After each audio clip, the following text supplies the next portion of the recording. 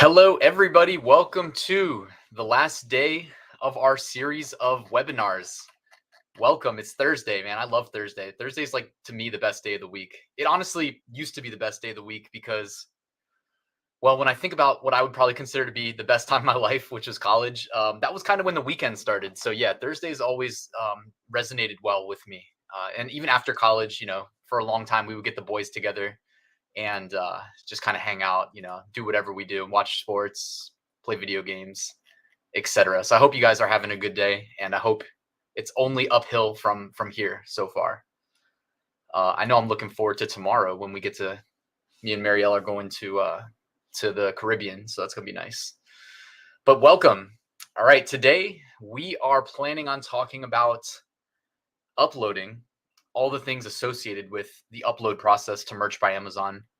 And we're gonna cover quite a bit. It's inevitable. You know me, I like to get into the details, the nitty gritty. So we're gonna cover quite a bit, and we're gonna talk about ads as well at the end. I have a feeling I'm gonna be talking pretty quickly through the ads because we could do a whole day on ads. We could do multiple days on ads probably. So I'm gonna do the best I can to provide some value and some actionable advice for ads. Welcome though, everybody. Jason's really enjoying the series. I appreciate that, man. Thank you for showing up. I think you were here all 4 days, so I appreciate that. Joe's ready. Cindy says hello, everybody. Hazel's from Kent, UK. Hope you're doing well. I still haven't had a chance to visit the UK, but I seriously love the culture. Love watching TV shows from over there. My favorite celebrity's name is Carl Pilkington. I know that's super random and not many people know who he is, but he's like my favorite person on earth, and he is from the UK. So hopefully one day I'll get to go. Khalid says, what up? Walid says, hello, greetings from Algeria. Thank you guys for showing up on time. I appreciate it. Dark Side is ready. Okay, well, it's 1:03. Hello from Reno, Nevada. Bruce, shout out to Bruce. I was in Nevada, I think October of last year, so that's only 3 or 4 months ago. Hello, Jason. Haley says hello from Cali.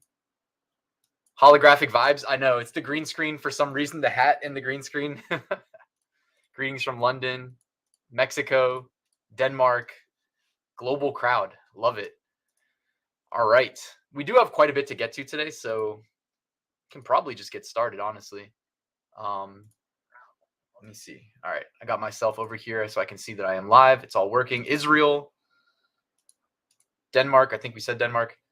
Cool. Morocco. Love it. That's awesome. All right. Shall we get started? Let me go live, go full screen over here.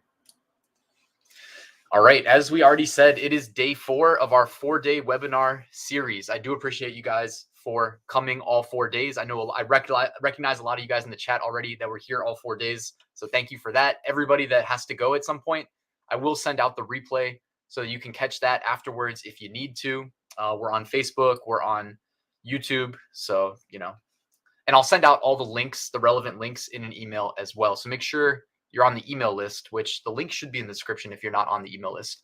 That way you get, and I mean, if you're on YouTube, I already put them in the description, I think, if it's saved. Yeah, they should be there. All right, so day 4, I'll talk about the curriculum in a second. Just really quickly, day 4, 4 days in a row, reintroducing myself. I'm Ryan Hogue. I'm a 7-figure print-on-demand seller. Been selling on Amazon merch since 2017, early on 2017. Tier 200,000, I still didn't add the extra 0. So tier 200,000, I've done $337,000 in sales on Amazon merch. Actually, that was last year only. That's 2021. My aggregate sales were, I think, almost 700,000. And I am a Chihuahua lover. That is Pablo in that picture next to me in his little car seat bed, which is so ridiculous, but we love him to death. So, all right, I'm not affiliated with Merch by Amazon. So everything I express here is my own views. I don't have any connections with people at Merch. You would think by now I would. Every time I say that, I expect to see an email in my inbox from somebody from the Merch team saying, hey, what's up, man? I see your YouTube videos. If you have any questions, run them by me. No one ever does that. So I guess this is my plea. If anybody wants to do that, that works at the Merch team, feel free. My email is on my YouTube channel, so easy to contact me. Anyways, not affiliated, so the views expressed are my own. To date, I actually didn't update these, but 36,101 sales on Merch by Amazon. And I didn't update this from yesterday. My bad. Let me pull this up really quickly because I wanted to give daily updates of my sales and try to be transparent here. Uh, Here we go. So yesterday, 20 sales, 2 returns, royalties collected, $95.29. Royalties per sale, $4.76. Not a great day, but at the same time, not bad at all. If we do 95.29 times 365, I always say think in terms of dollars per day. That would be $34,780 a year. Of course, I always think of businesses on a 365-day cycle.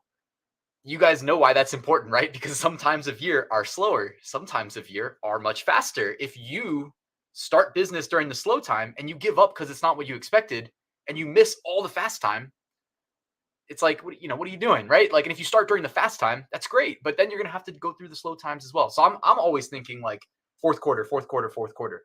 Like even right now, it's January. I'm thinking fourth quarter. I'm thinking about how big the fourth quarter is going to be for me.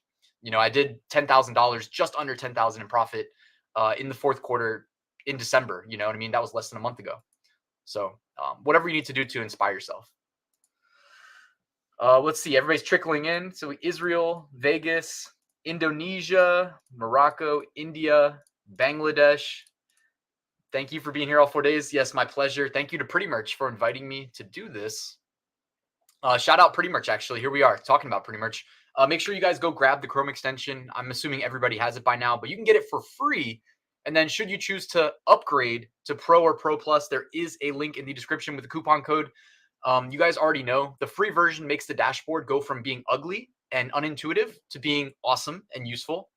The analytics tab does things like show you your aggregate sales all time across all marketplaces. It shows you your most successful products so you can double down. The products tab is great because you can do things like bulk delete. Bulk delete is awesome, especially in the lower tiers, very valuable. And there's a bunch of filters that help you identify what products you should consider for bulk deletion. The research tab, I know we already covered all this, but I just wanted to give you one more refresher. They have the product research. They have the product analyzer. You can actually click this and drill down even further into the data associated with the niches that you're thinking about selling. And you can kind of study what's working for the #1 bestsellers as well. You can keep scrolling and scrolling and scrolling and get endless ideas for t-shirts to sell. And just one last reminder, Pretty Merch original version, I call it the free version, $0. Pretty Merch Pro, if you use the coupon code in the description and you get the annual plan, save 35%. Pretty Merch Pro Plus annual plan plus coupon, Jumpstart 22, save 45%. So you can't really beat that, guys. All right, so we are brought together here today to witness matrimony between, just kidding. We are brought together here today to increase our Merch by Amazon sales. That is why we are here, right? That is the common goal that we all share, me included, right? We all want more sales. That's what we're going to aim to do. This is day 4. So hopefully you guys were able to catch the replays day 1, day 2, day 3. We talked about the high level concepts, the need to know. I didn't want to just jump into a 4-day live stream and leave the tier 10 people that are new out to dry. So we talked about a lot of like high level stuff day 1. And it's also important stuff that like, I think at the beginning of each year, we need a refresher on the content policy, things like that. Day 2, we talked about niche research. Day 3, yesterday, we talked about design. It is very open-ended, by the way. This isn't like going to, normal school, right? Middle school, high school, whatever, where you show up and they say, this is the only way, memorize it, right? You know what I mean? This is more open-ended. So I tried to like have that come across in my efforts to teach how I do this and speak to my personal experience, and also say that a lot of it's subjective, especially yesterday when we talked about design, very subjective. So there's not just like a right way of doing things. It's open-ended, do what works for you, figure out what you're good at, and, figure out what your edge is, double down on that. Today, we are talking about uploading to Merch by Amazon. And we are not just talking uploading. There's a lot that goes into that. There's the search engine optimization. There is selecting what colors, selecting pricing, what products do we select, what marketplaces do we select. From there, we need to talk about keywords and, again, understanding the Amazon algorithm. And then I'm also going to sprinkle in some talk about advertising. So it's going to be a lot. What time is it? 1:10. I'm already like, oh, do we have enough time? We're going to get cracking though. Let's get to it. All right. So again, we're talking about uploading today. Why? When I think of uploading, I think mostly about SEO, search engine optimization. And this applies to whatever search engine we are really optimizing for. In this case, like we're selling on Amazon. Amazon gets a ton of traffic to the website. The reason I even mention that is because let's just say we are selling on Redbubble or Shopify.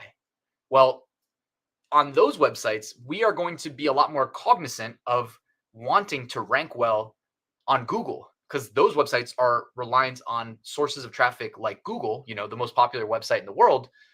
There's a cool map. I'm not going to bring it up. Not enough time. There's a cool website called Internet Map. I think it's internet-map.net. And it's cool. It shows like the biggest websites in the world relative to each other. And it's kind of like outer spacey. It looks pretty cool. If you guys are ever interested in seeing like what the biggest websites in the world are. Anyways, Google's the biggest. Most websites rely on Google. I mean, Amazon still relies on Google for traffic, but it's not as important to Amazon because Amazon's also huge as is and very qualified traffic. People go to Amazon with the intent of making a purchase. It's not like people that go to Facebook see a Facebook ad trying to sell them something, and the ad has to be compelling and get them to make an impulse buy before they forget like why they're even looking at the ad, right? So whole different different ball game on selling natively on Amazon, which is what we're doing on Merch by Amazon. But SEO is important because we need to optimize for the search algorithm on the platform that we are selling on. And in this case, I say we optimize for the Amazon algorithm specifically. All right. Now, I wanted to just mention here that like when we are talking about Amazon specifically, and honestly, I probably should just like not included this picture because I think this is like outdated. The article I pulled this from, I couldn't find a date of when it was published, but they were essentially saying that there's roughly 12 million products on Amazon's catalog. And that actually can't even be true. Like I would guess there's 100 million products or more on Amazon's catalog. And that's excluding variations. The reason I even share that is just to say that the algorithm is responsible for putting the right thing in front of the right people. The algorithm is just code written by humans. Okay. So why is SEO important? It's because this code written by humans has to figure out when someone goes to Amazon and does a keyword search, what products from the 100 million that I'm going to estimate exist do we put in front of them and in what order? Like think about that for a second. 100 million products. We need to figure out like on page 1, it's like 44 products, I think. What products do we put and in what order? It's not necessarily an easy problem to solve, right? So us as sellers, we need to understand SEO so that we can assist the algorithm in associating our product with the right potential customer, right? The right search query, essentially. And we are going to talk about some pretty valuable things of how we're going to get that done, okay? The first thing I want to talk about, and we're talking about a lot today, but this is important. I'm leading with this because I think it is by far the most important. So everybody that's with me, as we go through this, if you find it valuable, let me know in the comments. Also, drop a like on the video on Facebook, on YouTube, etc. Assuming that helps. I don't know if it does or doesn't. We're talking about algorithms. Maybe that'll help the Facebook and YouTube algorithm. Maybe it won't. I don't know. But drop a like on there while we talk about this because this is good stuff. All right. So this is kind of the Amazon SEO ecosystem. And as I mentioned yesterday, it's a little bit of a flywheel effect because you optimize your listing. That should help the algorithm understand what it is you're selling, put it in front of the right people. That's going to help it rank better, right? Because getting in front of more people, that's part of the process to make a sale. Like, you know what I mean? If a customer doesn't know you exist, they can't click you and purchase you. So optimize your listing, assist the algorithm in understanding, you rank better. And on relevant keywords, this gets you more visibility, which in turn gets you more sales, which optimizes the algorithm's understanding of your listing, right? Because a sale is like the biggest indicator, the biggest flag in the algorithm says like that's the ultimate thing you can do to the algorithm that says, hey, they searched for this keyword, they clicked this listing, they checked out, they purchased. Algorithm says, okay, we just learned that this product is relevant to people searching for that set of keywords. Okay, so then it increases the understanding of your product listing, and the flywheel just continues. And of course, advertising can kind of factor in there to even further improve your chance of increasing your organic rank in search results.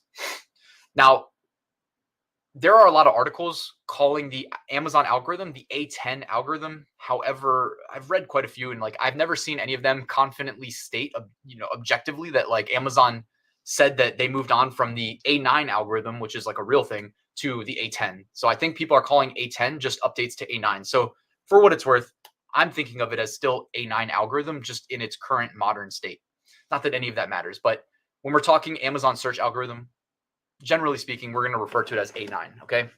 Now we're going to go through a couple of factors influencing our products and how they rank on Amazon according to that algorithm.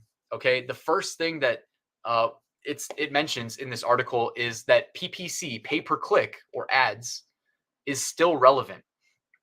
I have to agree, because ads allow you to jump to the front of the line. And we know that sales is a function of visibility. If they don't know your product exists, they can't buy it. When you advertise, you jump to the front of the line. You show up at the top of search. I mean, you can show up elsewhere, but generally speaking, you run an ad, you increase your impressions, you increase your sales. Okay. So PPC is important. PPC, pay per click. Sales history. A new submission into a niche has no sales history. And what did we say just a minute ago? That an actual sale is the strongest indication to the algorithm of relevance on a certain set of search terms. So sales history, it's hard to compete with as a new product. It doesn't mean you can't jump over products that have been selling for longer than you, because again, Amazon's factoring in other factors. We're actually going to talk about them, so I don't need to jump the gun here. Organic sales. So it's not just advertising sales, but also organic sales. Really, sales in general are going to help the algorithm understand you. The better it understands you, the more visibility you're going to get. Seller authority. This is something that we don't have to worry about through Merch by Amazon, because Merch by Amazon, we own when I say we own the buy box, remember day one of live streams, we said that Amazon actually owns all of our listings. They're sold by Amazon. They don't compete for the buy box. Okay. We don't need to get into, what the buy box even means, because as Merch by Amazon sellers, it's not relevant to us. So seller authority is something that as Merch by Amazon sellers, we have the benefit of not having to worry about. Impressions. Guys, impressions just means eyeballs on your listing. The more you get, the higher the likelihood of success. We covered that already. Click-through rate. Okay, so impressions means somebody sees your product, whether it's in search results and they may or may not click it, which affects your click-through rate, or it could be your product detail page. Click-through rate is basic math. What percentage of people that saw your product listing clicked it? And this would imply in search results. And they mention here on this bullet point that they talk about compelling product photography. Well, with Merch by Amazon listings, we can't change the images associated with our product listings. This is where yesterday's lecture or yesterday's live stream really comes into play, because its design is subjective, but there are a couple core principles that tend to just be true on Amazon and everywhere else. And one of them is you want your product to show well in search results. Since we can't control the actual image in our merch listings, they're just CGI generated. What we do control is the design inside that canvas space that they make available to us. So I always recommend big, bold, easy to read designs that contrast well against the shirt color that you're selling.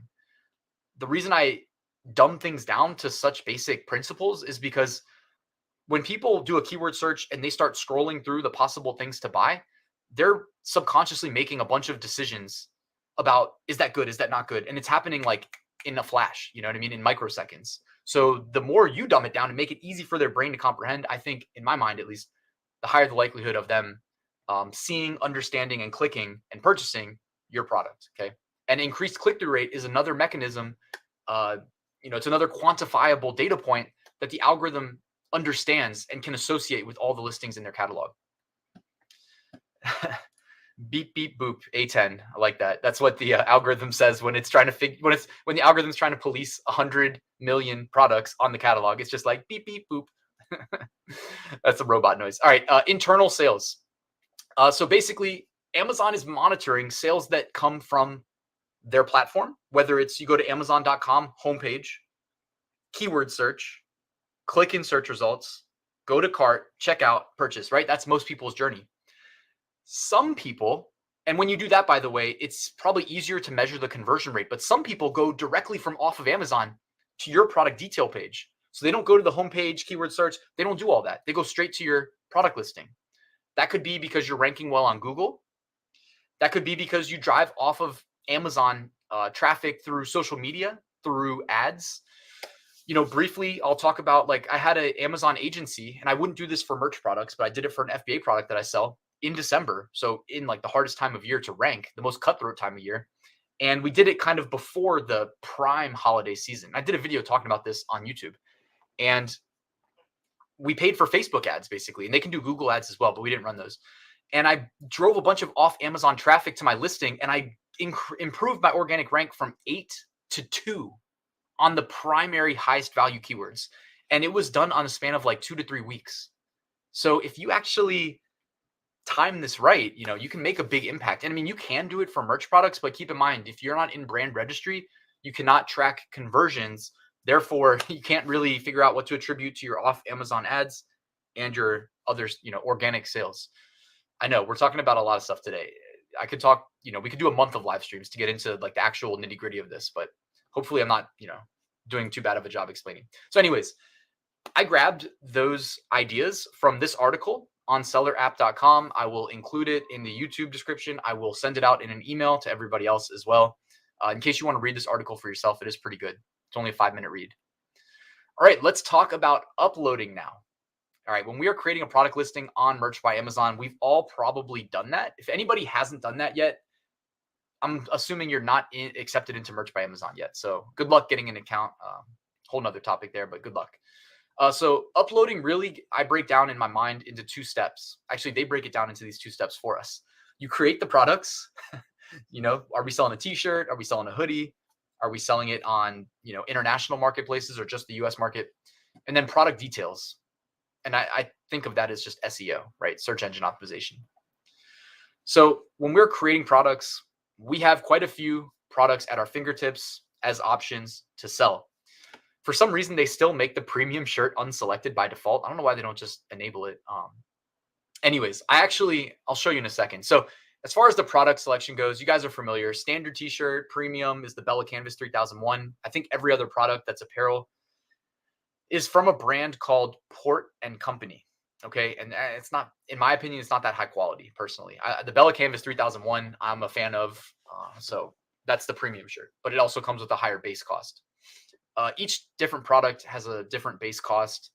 They have V-neck shirts, tank tops, long sleeves, raglan, sweatshirt, pullover hoodie, zip hoodie, pop sockets, which if you've never used a pop socket before, I ordered one as a part of a YouTube video and I actually liked it. I didn't expect to like it, but I did like it. So I use them now. It's good for watching like football. I don't know. For me, it's like I'll be watching the football game on my phone sometimes. I'm like that guy on a date who's like watching football under the table on their phone. No, I wouldn't do that on a date, but I do watch. If I have to watch football on my phone, I will. So phone cases, Samsung Galaxy cases. So you got the iPhone and the Samsung cases. Take a quick peek at those, by the way. Yesterday, I kind of alluded to the fact that the cameras are in different places. So the iPhone camera being in the corner versus the Samsung being in the middle. You do need to take that into account when you design. There's tote bags. There's throw pillows. There's a lot of products. And I'm going to show you my data for selling these products because not all of them sell as well as the others, at least in my experience. As far as product selection goes, here's my data. And this is all made possible, by the way. Shout out to Pretty Merch Pro Plus. Without that, actually just Pretty Merch Pro to get to the analytics tab. So if you guys want to upgrade and save 15%, like I said, there's a coupon code. You can see here that I selected all marketplaces and I selected time frame all time. So it goes back through 5 years worth of data and shows me that I've sold, 30,234 standard t-shirts. My second bestseller, 1,917 pullover hoodies. After that, premium t-shirts, 1,771. After that, 585 tank tops. Now, I've only been submitting all of my designs to all products for a relatively short period of time. All right. It's not something I've been doing forever. So my data is not like, hey, this is what everybody's data looks like. This is just me. I used to only upload to standard t-shirts, honestly. But last year, they changed how they count uploads versus designs versus products. They made it a little bit more confusing. But essentially, if you upload one design and you enable all products in all marketplaces, it's going to create in total 64 different products. All right, because it's going to create all these on the US market, and then it's going to create some on the UK market and the German market, French market, Italy market, etc. But not all the international markets have all of these products available. So I'm sure that'll change over time. Mercury Vapor says they need more products. All over would be nice for patterns. Yeah, I mean, that'll be interesting to see if they do an all over print. I don't know. We'll see. I don't actually know. In my mind, I think like the complexity would probably go up quite a bit in terms of printing, but I've never actually, printed any of these myself. So I'm just guessing. All over print would be cool. Coffee mugs would be kind of good and bad for someone like me who sells a lot of Seller Central FBM coffee mugs. If they added that to merch by Amazon, I'd see my sales plummet probably overnight, but that would be, a huge, huge opportunity if they did. Yeah, Joe says production time on all overs would be an issue. That's what I would guess too. Lester says hats. Hats would be cool. Hats, I would assume they would do it more like Redbubble, where they print the design on a hat as opposed to embroidery, because embroidery is like a whole nother beast. But yeah, like lots of interesting opportunities. I think it was last year or the year before, I was able to find in the source code that they were essentially, I found in the source code that they were going to do the tote bags and the throw pillows because they had.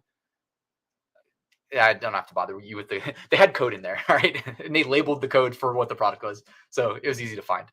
They've had code in there for something called athletic shirts, by the way, that I don't know if that's ever coming to light, if that's ever going to be released or not. But by the way, shout out to me and Marielle, my girlfriend. We did a review of every single Merch by Amazon product in the catalog for male and female fit. I was like, hey, this is going to be a 1 million view video. And it got like 5,000 views. It actually got a copyright strike right away for something that wasn't actually copyrighted. It was just a song that we put in the background. And it's some Indian cricket league copyright struck me for using some song that they didn't own the copyright to. So it immediately like messed up my launching of this video. And instead of 1 million views, we got, less than 1% of 1 million. So not cool. But yeah, I'll put a link to that in the description. And if you want to see that video of us doing like a fashion show of every single product and giving our review of it, I'll also email a link out to that. All right, as far as colors go, there's not really a right or wrong answer. As far as like my personal sales go, 36,127 as of recording this, 48% of my sales have come on a black t-shirt. I swear they used to say in the resource section that black shirts sell best, or at least maybe not black, but that dark colored shirts with light foreground sell best. I swear they used to say that. I tried to check recently. And yeah, Deanna said YouTuber life. Sorry to hear that. Thank you. Appreciate the condolences.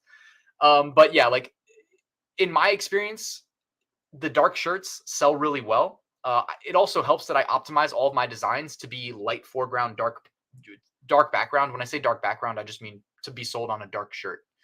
I also, outside of the scope of what we're talking about on this live stream, I don't just sell on Merch by Amazon. I sell in a lot of different places, and I've been able to really simplify my scalable, automated approach to print on demand, heavily automated, I would say, by just kind of making a decision that I'm going to optimize for primarily dark colored shirts and light colored foregrounds. And in making that decision, my life has gotten much easier.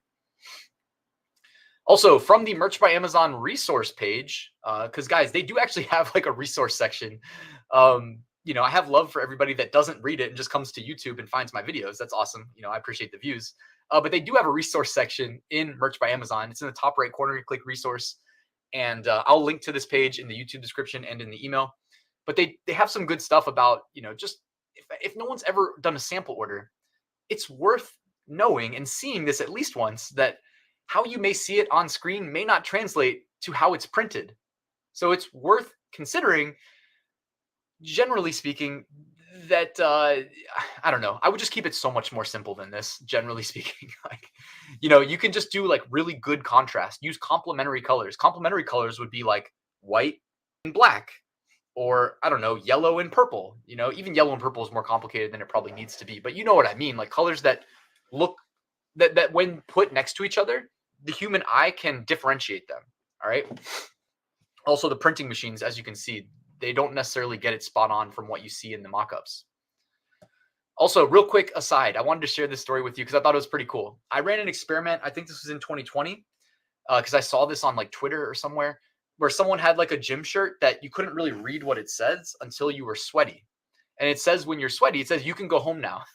So I thought that was pretty cool. I ran an experiment. I did this on YouTube. So make sure I'm sure you guys already subscribed, but if you're not, that'd be cool. If you want to click that button. I did this in Photoshop. I grabbed the heather color from the mock-up on Merch by Amazon, put it as the background. Then I found a font color that blended in for the most part. I actually did 2 experiments. I did the light heather and I did the silver shirt. So they actually both worked.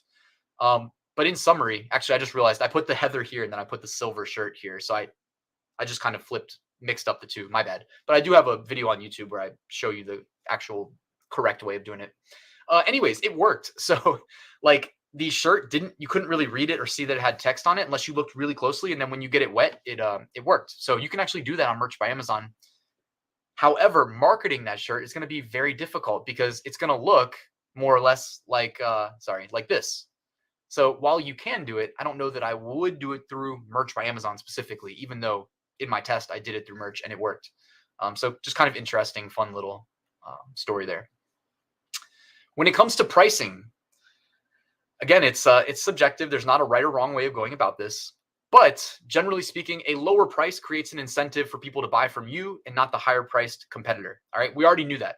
I wanted to give a shout out to this article from Nick Kalenda's blog. I have probably been following this guy for like close to 10 years now. And he's just a young dude too, but like expert when it comes to psychology, the psychology behind like human decision making, because a lot of it I swear is subconscious. We don't even know like that we're making these decisions and why we're doing them half the time. But he has like an awesome article. Actually, he restructured the article so it's easier to read. I will of course link to it in the description and in the email. But this is the most significant, in my mind at least. Not me, the expert. I'm just a YouTuber, but this is the most significant thing you can do when it comes to pricing. And oftentimes when I reference using good pricing psychology, this is what I'm referring to. Instead of typing 3.00 and charging $3, why not subtract 1 penny and charge 2.99? Because then the left digit, when we say left, it's relative to the decimal point, goes down, and that should have a positive effect on click-through rate and conversion rate. Now, I actually probably should have scrolled down a little bit further because he used to have data from the website Gumroad. If you guys aren't familiar with Gumroad, it's just like an e-commerce website that makes it very easy to sell things. Like, I guess that's a good way of summarizing it. Anyways, e-commerce website, they have a lot of data on conversions and whatnot. He used Gumroad data. I don't know how he got access to it, but he basically was able to illustrate that there were like significant jumps in things like conversion rate from using good pricing psychology by comparing people that would charge, 5.00 as a price versus 4.99. So definitely worth considering. Long article. You can go down that rabbit hole forever.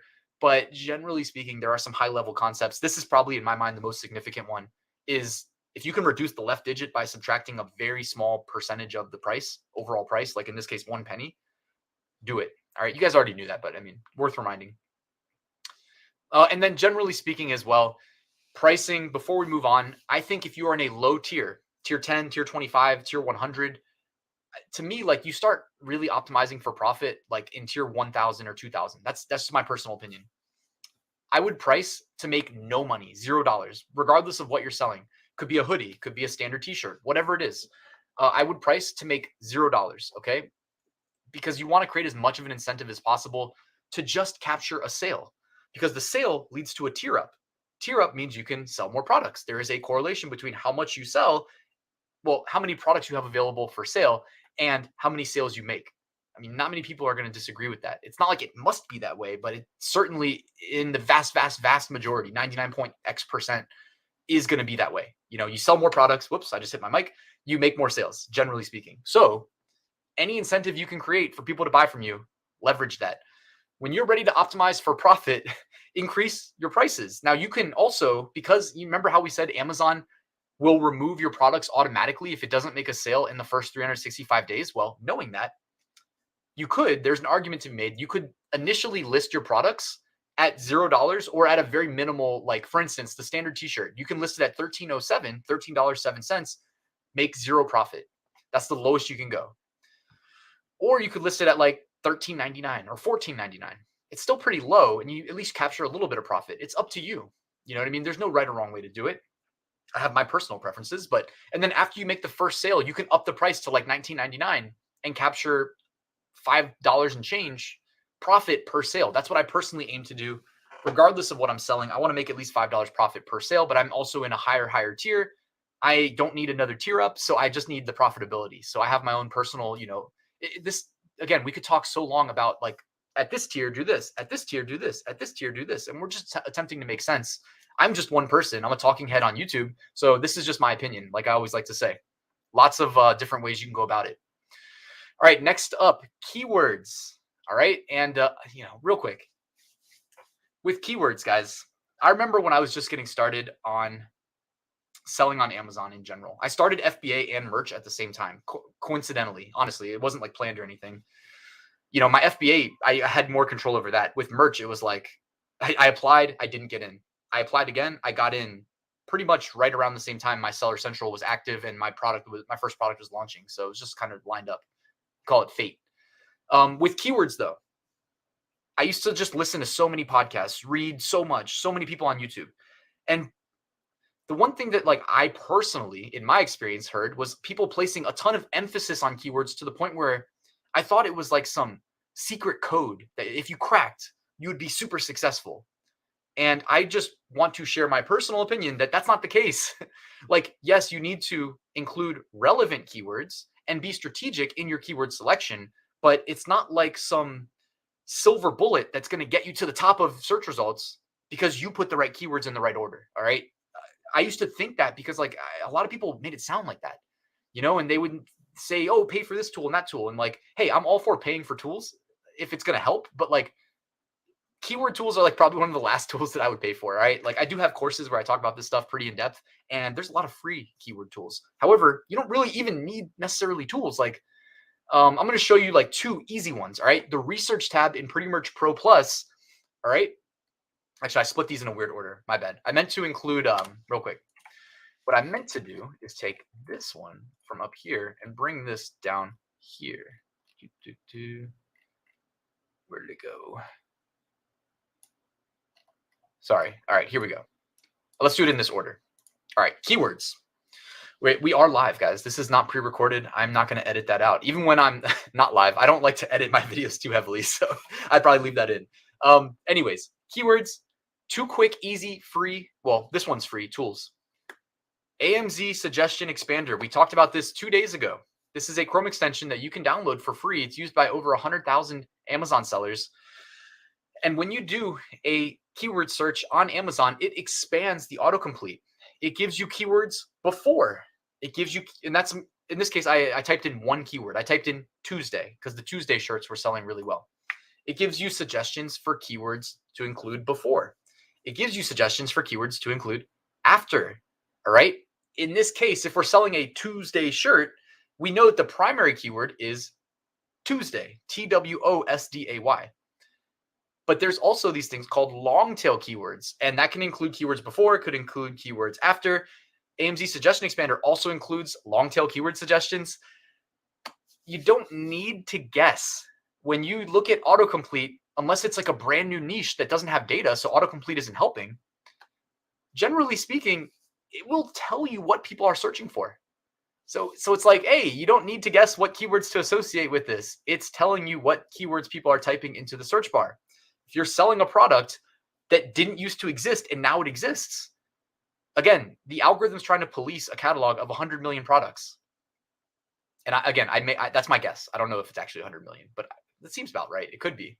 Like how in the world is it going to know that our product with no sales history, the thing that matters, should be associated with that search term? Well, why not actually like hone in on those keywords and if it's just one keyword, it's more of a fringe match. If it's multiple keywords in the right order, call that a phrase match. If it's the exact set of keywords in the exact order, that's an exact match. We're actually going to talk about those match types in a second when we get to ads.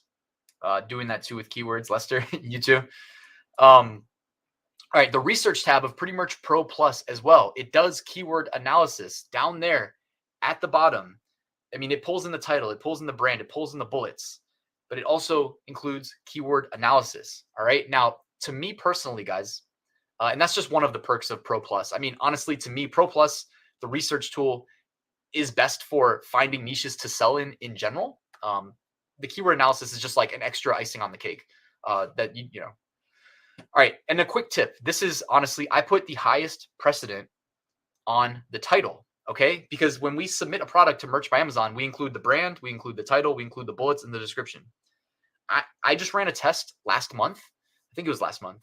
And I still don't think it's indexing you based on keywords you put in the description of merch listings. Okay. I did like a pretty good test.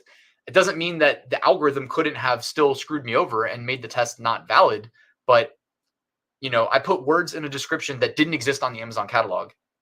And then I searched those words after a couple days. So it propagated and it didn't index those products. So I'm pretty darn sure the description doesn't get indexed. So to me, the description is just like, whatever, customers don't have time to read the description anyways. But you need to prioritize the brand, the title, and the bullets, and more than anything, the title. Okay. And just so for reference, I always like to include my primary keywords or a keyword, at least, in the brand, the title, and the bullets. So I like to have that repetition. And I'd seen a case study at this point, it was from like 2017, 2018. So it was a long time ago, where they had conducted a search of uploaded the same design 3 different times and changed and varied where they included the primary keywords. And the outcome of that study was that the one where they had it in the brand, title, and bullets ranked highest organically. So, limited. Again, I don't like to say anything definitively because this stuff could change. Like the only way to be definitive is to be an Amazon developer and actually know how they're doing this. But I imagine the code's not that easy to read and they probably would still have a tough time figuring out for sure. Anyways, for the title, all right, my pro tip of the day. Your title is probably by far the most important. Pretty much every e-commerce website says that the title is weighted heaviest. I like to front load my title with what I consider to be the primary keywords for that product. Okay, so if we're just using this one real quick as an example, I steal hearts. What I might do is I might say something like funny Valentine's Day, comma, or even funny Valentine's Day shirt. I know it says you're not supposed to put a product type in there. In general, like if you just uploaded it to a shirt and you did that, it's not going to get, well, I'm not going to say it's not going to get rejected, but like I've done it before where sometimes I'll do that because then it's like more of a phrase match because a customer might say funny Valentine's Day shirt. But I don't just want to say that in my title. I also want to jam in secondary keywords, which would be the sub niche in this case. And that would be, in this case, the text on the shirt. I steal hearts. Okay, so funny Valentine's Day shirt, or I might say funny Valentine's Day dinosaur, right? I forgot that it has a dinosaur. Okay, so funny Valentine's Day dinosaur, or maybe acts funny because we might not be able to fit all these keywords. Valentine's Day dinosaur, comma, I steal hearts, something like that, where we're not just jamming random keywords in a random order to the algorithm and hoping it figures it out. We're saying to the algorithm keywords in the order that we think people may search them and getting multiple phrases and hoping that we get a phrase match with what someone searches for. All right, let's speed up. Ads. All right, we're actually doing okay on time. Has anyone been rejected for including the word shirt? Yeah, let us know. I definitely have included that, and I don't know if I've done it recently because I don't upload manually that often. So, and when I'm not doing it manually, I don't want to include the product name because I enable every single product type. So it'd be weird to say that, but I don't think they reject you because you could still have a shirt in your design. So it'd be weird to ban the word shirt. Anyways, all right, ads. We said we were going to talk ads. We're going to talk a lot in a short span of time. Okay. But I wanted to get across some of what I thought was like important with ads in like high level, like principle or important concepts, like priority concepts. All right. So 2 shirts really quickly. Let's say we have 2 shirts. They're both related to grandpa. One says #1 grandpa. The other says essentially most people call me Joseph, but my favorite people call me grandpa. So this shirt is for a grandpa named Joseph. This shirt says number one grandpa. Which of these are we going to need to run ads on? We're going to need to run ads on number one grandpa because this is super high level, high value, generic search terms that a ton of people are going to be hyper competitive to rank organic number one on, because they know if you're organic number one on gift for grandpa, number one grandpa shirt, whatever it is, there's a lot of money to be made. Whereas if you're uploading a shirt about Grandpa Joseph, how much competition do you really have? A lot less. I wanted to just share that because not everything needs to be advertised. Like this probably doesn't need to be advertised. Does that mean you shouldn't advertise it? Well, you can make that distinction. But this, on the other hand, if you're going to upload the 100,000th number one grandpa shirt and you're like, oh, I didn't get any sales. Like, yeah, it's competitive. You can succeed, but you're probably going to have to advertise. Right? And this is not just for the grandpa niche. This is for all niches. So consider that, because a lot of times people in the Facebook groups saying, oh, I'm not making sales. And I'll say, hey, email me some links to some of your listings. Then I click them and they're just like so generic. Good design, good keywords, generic niche with 100,000 results you're competing directly with. Like, this matters, right? Ads can help you succeed, but also, niche selection can help you succeed as well. Also, we don't have to guess. Google Trends is free. So I typed in gift for grandpa and I typed in Grandpa Joseph, and you can actually see stacked against each other that, gift for grandpa is trending and getting much more search volume, especially around certain peaks, which I would assume are like probably Father's Day. Actually, it's over 5 years. How many peaks did they get? 1, 2, 3, 4, 5. Yeah, maybe there's another grandpa holiday as well that I'm not aware of. Anyways, so you don't even have to guess. You can actually kind of like compare the volume in Google Trends for free. Google.com/trends. All right, I want to explain real quick. What tier should you be able to run ads? I heard on Monday somebody said they could do it in tier 100. All right, but majority of people I've been hearing lately is tier 500. Like many things in the Merch by Amazon ecosystem, things change over time. Like I've been in it for 5 years. I've seen so many of these things change and like change dramatically. The ads thing specifically, there was a period of time where we got an invite code. And I got an invite code. I didn't use it. But people who just used the invite code and didn't actually run ads, they still had access to ads. And I regretted not using my invite code because I had another way of accessing ads. I don't know. I don't want to hijack this. There were other ways to advertise, and then it went away. And I was like, oh, crap, I should have used that invite code, because now my other way of doing it, which is why I didn't use the code, went away and complicated things. But then probably a year and a half ago, maybe they started reopening advertising for merch sellers. And that's been nice. It's been nice to get back into ads. All right. We need to talk about ACOS, the advertising cost of sales. Okay. This is the most important metric in my book when it comes to running ads. I mean, the ads rabbit hole, guys, you could go deep into. We could spend a week talking about just ads. I'm going to plug my course. All right. I'm doing it. I have a course on Amazon ads, and I am extremely proud of how it came out because it is very good. I've gotten great feedback on it.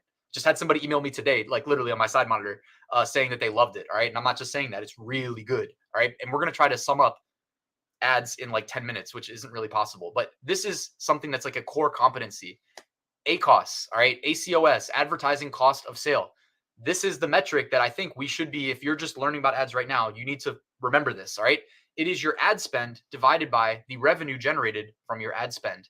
Okay. So if we sell one product for $10 and it cost us $3 to generate that, sale in ads, well, then our ACOS is what? 30%.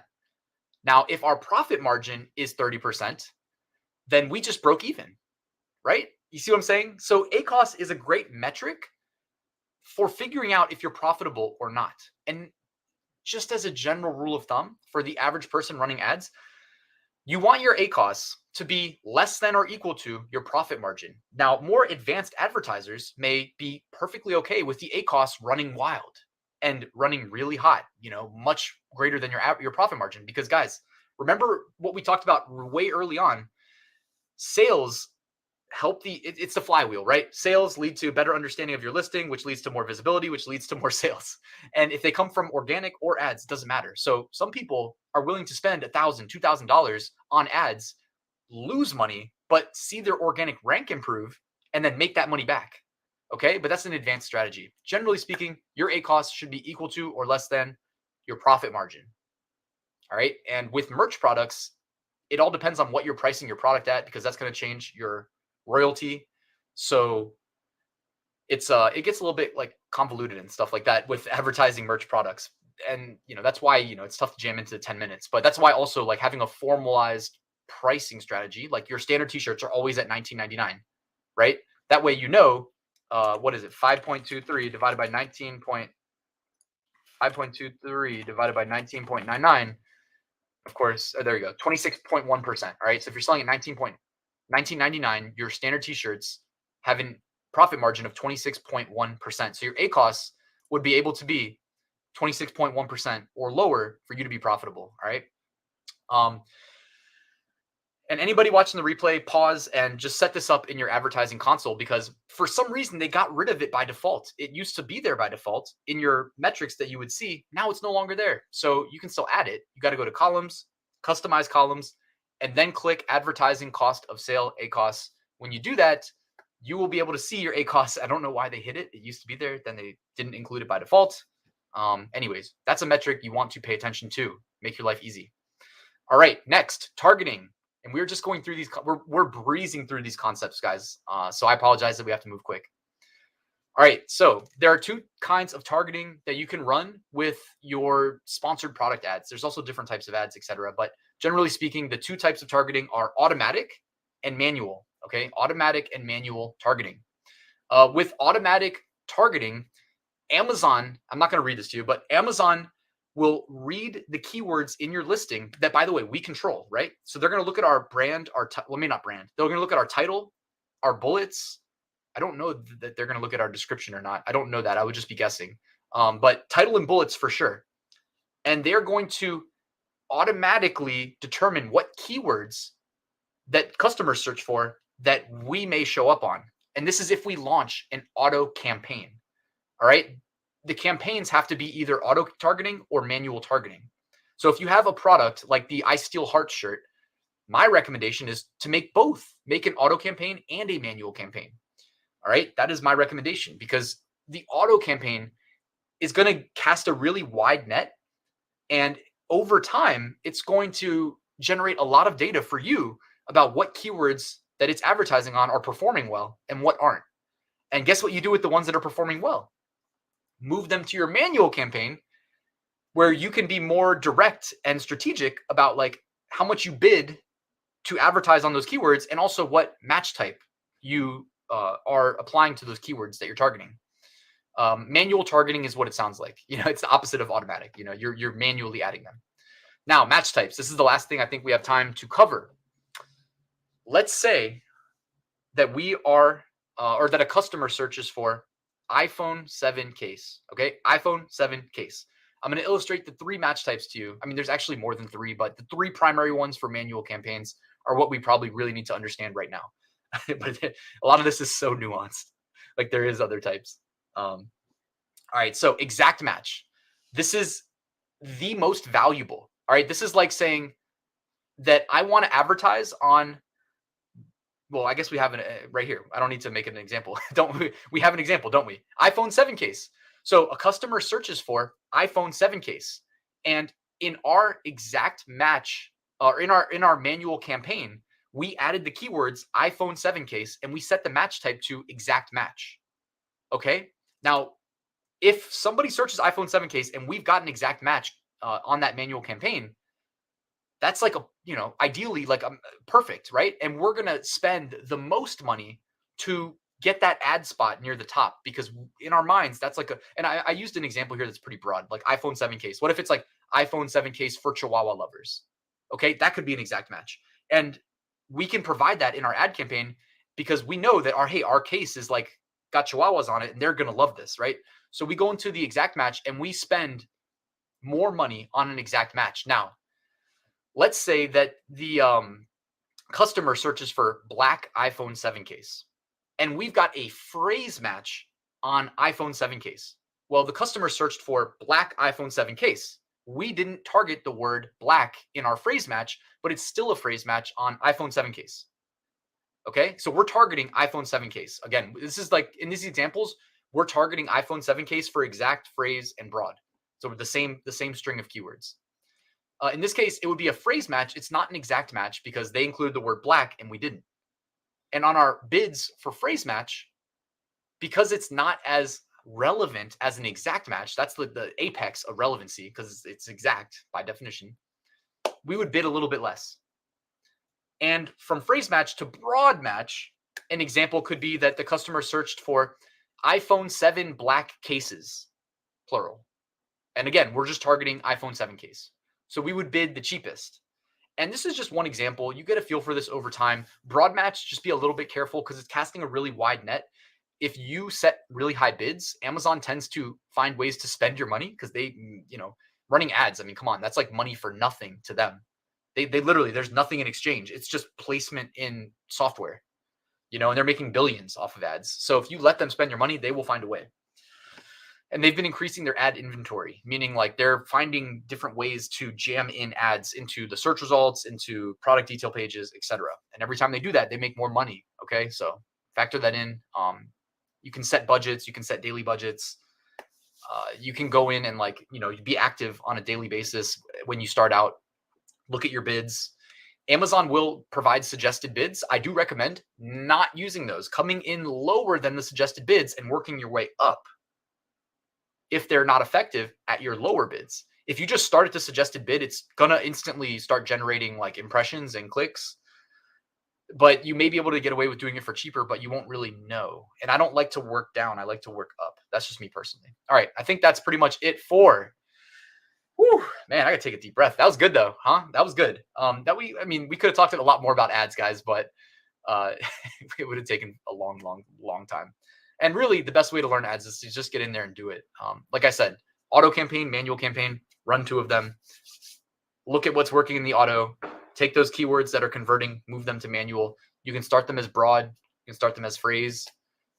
You can start them as exact, but I don't know. You can run all 3 at the same time, actually, too. There's also some cool software related to ads coming down the pipeline. I know of people doing software for merch sellers that will integrate with the ads platform and be extremely useful. So, of course, whenever that's ready, because people reach out, they say, hey, we're working on this. When that's ready, I will, of course, let you guys know on my YouTube channel and maybe on my email list. I don't know. So make sure you're subscribed. All right. Any questions, guys, while we're here at the end of our 4th day? Guys, when it comes to buying accounts, you're not supposed to do that. And I would assume that it's not safe. You know what I mean? But I don't know firsthand because I've never bought one.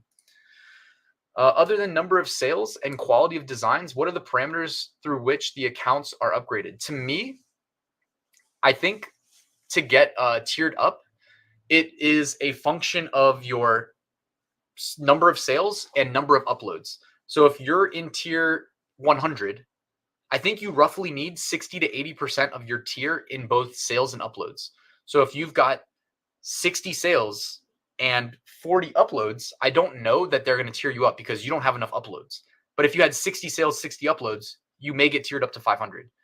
If you have 60 sales and 100 uploads out of 100, you may get upgraded. You know what I mean? But there's no black and white book for this. I've seen, my girlfriend got tiered up from tier 10 to 25 with 4 sales. That's only 40% of her tier. So, it's not like a set in stone thing. Tier 10 at tier 25, how can I promote? You can promote, but when I say promote, you can't run ads, I don't think, in tier 25, but is your time best spent trying to convince people to buy your products, or should you just delete old ones and come up with new ones in the trending niches? You know what I mean? You kind of have to decide what's the best use of your time. Organic visibility is extremely tough to come by on the internet these days. So when you say promote, if you don't intend to spend money, you could go to YouTube right now and find a bunch of talking heads that say, just start an Instagram, and imply that it's super simple to get organic visibility on something where your intention is to bring them off of the platform.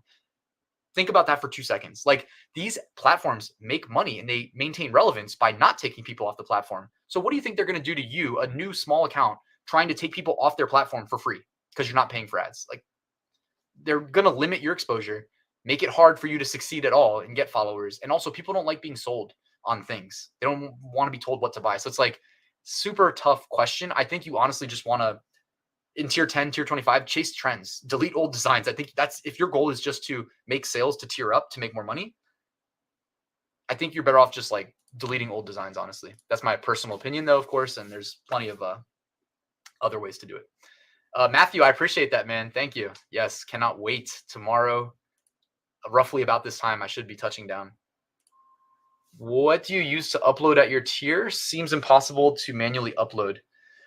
Yeah, Joe, it sucks. Like, when I was in tier, 20,000 and below, they didn't have the throttling mechanism that prevents you from uploading fast. Sucks so much. Fortunately, do I admit it? I mean, I don't know. You're not supposed to, guys. You're not supposed to use automation, but I'm in tier 200,000. And as we mentioned yesterday, an unfilled upload slot makes no sales. So of course, in my brain, I'm like, well, I want to fill my upload slots. So I found a way using automation to fill my slots. Of course, you're not supposed to do it, but like, whatever. You know what I mean? What's the point of giving people the ability to submit 10,000 products a day? They're not going to do that manually. You know what I mean? So, and I haven't had any issues. I've been doing it for over 2 years. I use a program called, I'll email it out and I'll put it in the description. Appreciate that, Khaled. When Jason was in a low tier, they worked with a friend who had a big following on Instagram, sold over 50 shirts. Love that. See, but yeah, his friend already had a following, and I'm sure that whatever you were selling catered to that following. So it makes a lot of sense. So that's a great suggestion. I was just thinking like, if you go to YouTube and like type in these questions, somebody's just going to be there saying, start an Instagram, like as if it's easy, and they won't probably give you good information on like how to actually succeed with getting organic visibility. I'm not trying to be a hater, but you guys know what I'm talking about.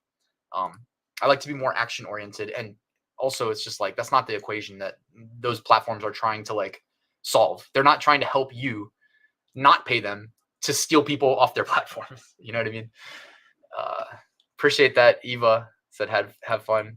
Lester said, if I have the word gift or shirt in old listings, yeah, see, like if you have keywords that used to be allowed that are no longer allowed, and you edit the listing and resubmit, it's going to get flagged for the new rules. Make sure you edit them out. Like my rule of thumb is like, I just don't touch those listings, which is probably not a great answer to your question, but yeah, you definitely have to like edit them out. We are in Punta Cana, in the Dominican Republic. I've actually been to the DR like a bunch of times. I love it there. This time, I don't think we even planned on going there. It was just like anywhere in the Caribbean sounded good. So we ended up going there. Mary, hello. Thank you for stopping by. Any other questions, guys? I know it's late. Thank you for staying for the full hour. I do really appreciate that. If no more questions, I may just plug. I'm looking over here at my chat, but let's move on. Okay, so Pretty Merch, guys, they sponsored this whole thing. Show them some love.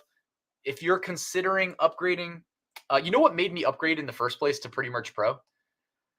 Probably the dumbest answer you'll hear all day, but I'll be honest. It was because they automatically logged you back in. It was just the auto login feature. And this was before I think like, anything else that could do that existed. So like I've been a Pretty Merch Pro subscriber for at least like 4 years now. And that was what did it for me. It was that I didn't have to keep logging back in. And I loved keeping that open, in a tab in my side browser because, you hear that cha-ching and you're like, yes, you get a dopamine rush. So that's what made me subscribe. Also, gonna plug my Merch by Amazon course that I wrote and I constantly update and maintain. It covers the full spectrum of everything that I think is relevant to Amazon merch sellers from tier 10 to tier 200,000. It shows you how to start, scale, and automate. I know that, automation's a, whatever, but it's there if you ever want it. It covers research, design in much more depth than we went to. It includes my advertising course. If you're interested, guys, I did put a link in the description. It includes 10% off and it expires tonight. So I did want to plug that, guys. But shout out mainly to Pretty Merch for, inviting me to do this. Hannah, thank you for stopping by. I do appreciate that. Unique gadgets. How much time should be given for one design to get a sale? like I said, like I'm willing to delete any design that hasn't sold. How much time? Like if you're in tier 10 with 0 sales, I would just rotate them out in the order you uploaded them. So the shirt you uploaded 10 days ago, I would delete and upload a new one and just kind of go in a circle. POD Queen, thank you again for stopping by. Appreciate that. Application got rejected. I would just reapply from a different email address. I'm not an expert on the applications, although I do have a strong suspicion, given the volume they receive, that the application process approval rejection is automated. So I wouldn't spend too long on it. I would just reapply and then cross your fingers, right? Pray to the merch gods. Best niche to upload after Valentine's Day. I don't know. We'll talk about it when we get there. I don't know. Marites, thank you for stopping by. Appreciate it. Thank you, Mark. Thank you, Hazel. Thanks, Shashkik.